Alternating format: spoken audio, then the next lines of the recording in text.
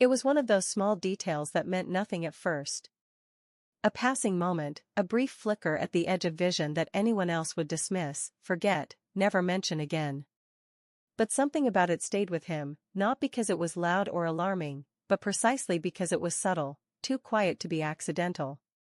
It happened in the stairwell of his apartment building, late in the afternoon, when the sun poured through the high windows and stretched shadows long across the wall. He had paused to check the mailbox, turned slightly, and noticed that his shadow, cast full and clear on the opposite wall, didn't move with him.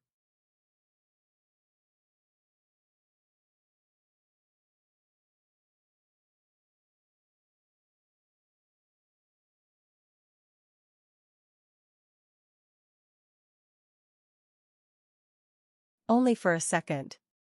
Maybe less. But enough.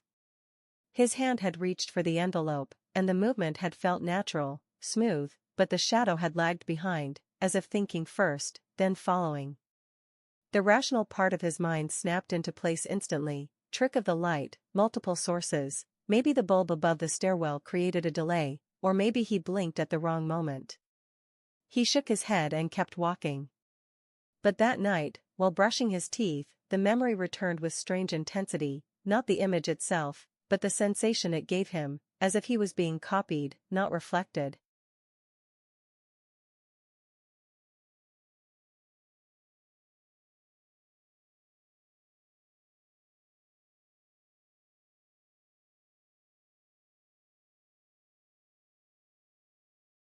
The next day he began watching his shadow deliberately.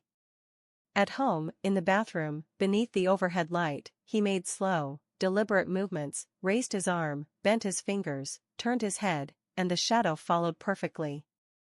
Always. No delay. No hesitation. He even filmed it, just to be sure. Nothing. Normal. Harmless. But it kept bothering him. He began noticing how often we rely on the assumption that shadows behave, that they're automatic, predictable, part of us. And once that assumption cracked, it refused to repair itself.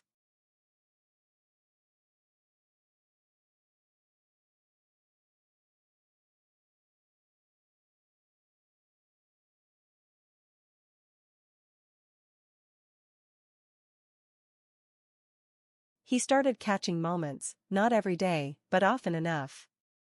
In the kitchen, leaning toward the sink, only to realize his silhouette on the wall hadn't leaned with him.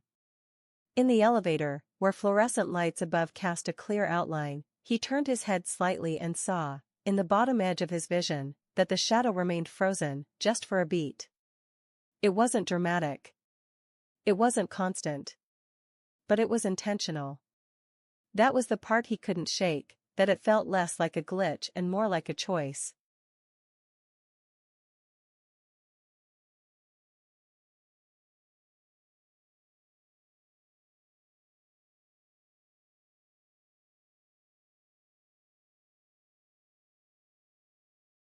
He tried testing it. Standing in front of a lamp with his back to the wall, he shifted his feet slowly, tapped a finger, blinked in rhythm, trying to see if he could make it happen deliberately. But every time he tried, the shadow behaved. Perfect mirror. No flaw. Until one evening, long after midnight, when he got up to get water and passed the hallway mirror without turning on the light. The room was dim, moonlight filtering in through the blinds, just enough to cast a pale shape along the wooden floor. And in that quiet, in that in-between space of waking and sleep, he turned toward the kitchen, and saw his shadow remain behind. Staring at the mirror.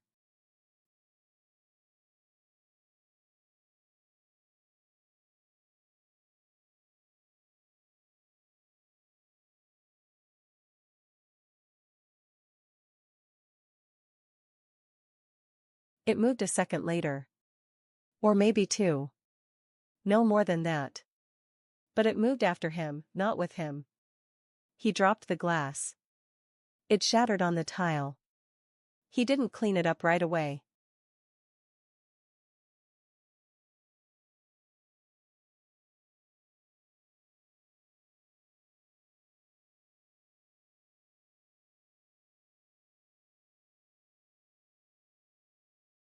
He told himself it was exhaustion. Sleepwalking. Overthinking. But the idea had already taken root. What if the thing that follows him isn't always under his control? What if it observes him? Learns from him? What if, sometimes, when he's not looking, it's not just mirroring him, but making its own decisions?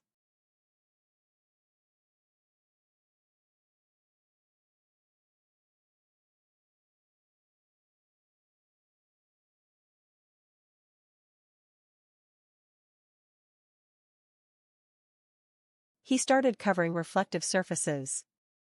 Avoided walking directly between light sources and walls.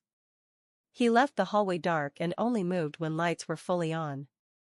But none of it stopped the feeling, that slow, crawling sensation, like being watched from inside his own shape. Not outside. Not behind. But beneath.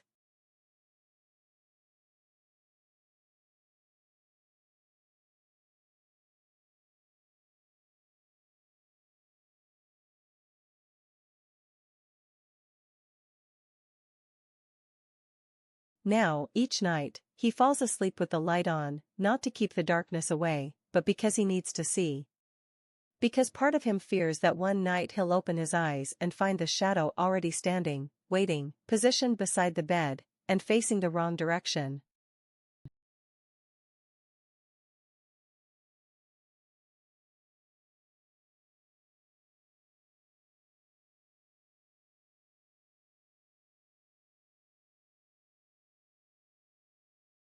He stopped trusting mirrors completely, not because of what they showed, but because of what they almost showed, a kind of delayed awareness that clung to the edge of reflection, like the image inside was sometimes a fraction too slow, not enough to catch on camera or prove to anyone else, but just enough to feel it, to know it, and over time he began to understand that the discomfort didn't come from what the reflection did, but from the idea that it might do something different when he wasn't watching, as if the shadow, or the thing that lived as the shadow, had grown tired of perfect mimicry and now only played along when it felt necessary. He avoided overhead lights, kept floor lamps angled away, stopped walking past bright windows at dusk, and yet, no matter how carefully he adjusted the environment, there were moments, increasingly frequent, where he could feel the presence of something just behind his movements, not touching, not visible, but echoing out of sync, like a dancer hesitating half a beat behind its partner, waiting for the moment to take the lead.